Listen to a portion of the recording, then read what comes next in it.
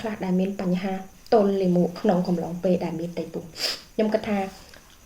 มันមានម៉ាក់ណាដែលមិនធ្លាប់ទេគឺសិតតែធ្លាប់ដូចគ្នាអញ្ចឹងនៅពេលដែលយើងមានដីពុះប្រព័ន្ធរំលាយអាហាររបស់យើងក៏វាធ្វើតក់អញ្ចឹងវាធ្វើឲ្យ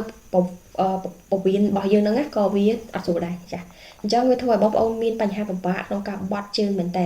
អញ្ចឹងក្នុងវីដេអូនេះខ្ញុំនឹងណែនាំវិធីសាស្ត្រតិចដែលងាយសម្រាប់បងប្អូនយកទៅអនុវត្តតាមហើយមានប្រសិទ្ធភាពទៀតអញ្ចឹងកុំឲ្យឆ្ងាយពីបត់យើងចូលមកមើលតាមូលហេតុអ្វីខ្លះដែលបណ្ដាលឲ្យបងប្អូនមានបញ្ហាទល់លាមកយើងដឹងហើយថានៅក្នុងកំឡុងពេលដែលយើងមានផ្ទៃពោះនោះការប្រែប្រួលអរម៉ូនមួយចំនួនដូចជាពពុះអរម៉ូន progesterone ចានិយាយពីបច្ចេកទេសបងប្អូនប្រហែលជាយល់អរម៉ូននឹងឯងក៏ធ្វើឲ្យសាច់ដុំពោះវៀនយើងសម្រាកនិងធ្វើឲ្យវាដើរយឺតជាងមុនអញ្ចឹងហើយក៏វាធ្វើឲ្យរាងកាយបឺតស្រូបសារជាតិចិញ្ចឹមទៅចំកូនច្រើនជាងចា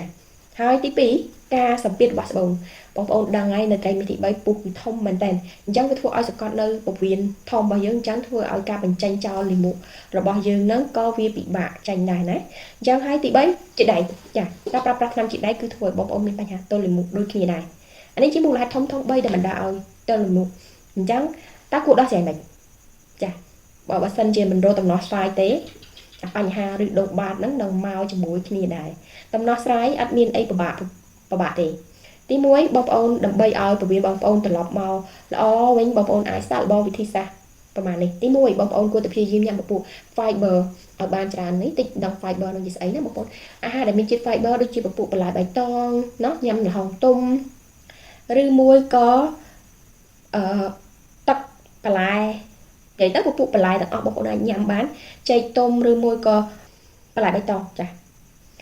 ហើយទី2ខ្ញុំលើកទឹកចិត្តឲ្យបងប្អូនញ៉ាំទឹកឲ្យបានគ្រប់គ្រាន់ទី2ព្យាយាមញ៉ាំទឹកមួយថ្ងៃឲ្យបាន2លីត្រកន្លះ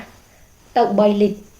ដល់ពេលដែលយើងញ៉ាំទឹកគ្រប់គ្រាន់វាធ្វើឲ្យលាមកទន់នឹងហើយវាអាចនឹងងាយនឹងការបញ្ចេញមកវិញហើយទី3គឺព្យាយាមដើរហាត់ប្រាណតិចបន្ទាប់ពីបងប្អូនញ៉ាំអាហារហើយ10ទៅ20នាទីអញ្ចឹងទៅវាធ្វើឲ្យចលនាពោះវៀនរបស់យើងល្អក៏ងាយស្រួលក្នុងការបញ្ចេញលាមកដែរទី4បែងចែករបបអាហារឲ្យបានជាផ្នែកទូចព្យាយាមញ៉ាំតិចតែបានញឹកញាប់ទី5នៅពេលដែលយើងឈឺបាត់ជើងណាទឹកចិត្តឲ្យម៉ាក់ទៅបាត់ជើងឃ្លានចាមិនថានេះទេបើមិនចឹងទេគឺនឹងពិបាកបាត់ជើងថ្ងៃ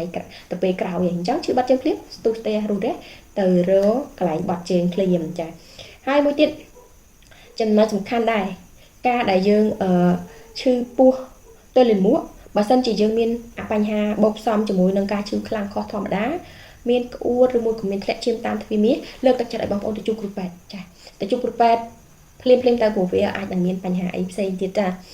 ហើយមួយទៀតមិនលើកទឹកចិត្តឲ្យទិញថ្នាំញ៉ាំប្រើប្រាស់ផ្ដេសផ្ដាសទេបើសិនជាមានបញ្ហាហ្នឹងគួរតែត្រឡប់មកជួបគ្រូពេទ្យឬមកក៏សួររបស់គ្រូពេទ្យសិនខ្ញុំគិតថាបងប្អូនគួរតែស្រឡាញ់នឹងថែរក្សាសុខភាពទាំងអស់គ្នាព្រោះការដែលបងប្អូនស្រឡាញ់នឹងថែរក្សាសុខភាពក៏ដូចជាការថែរក្សាកូនដែរអញ្ចឹងបងប្អូនអាចចែករំលែកបានថានៅពេលដែលបងប្អូនទល់លាមកក្នុងកំឡុងពេលមានទីពោះមានញ៉ាំបន្លែអីឬមកក៏ញ៉ាំភេសជ្ជៈអីដែលធ្វើឲ្យការបាត់ជើងនឹងស្រួលអាចខមមិនក្នុងវីដេអូនេះបានចាហើយមួយទៀត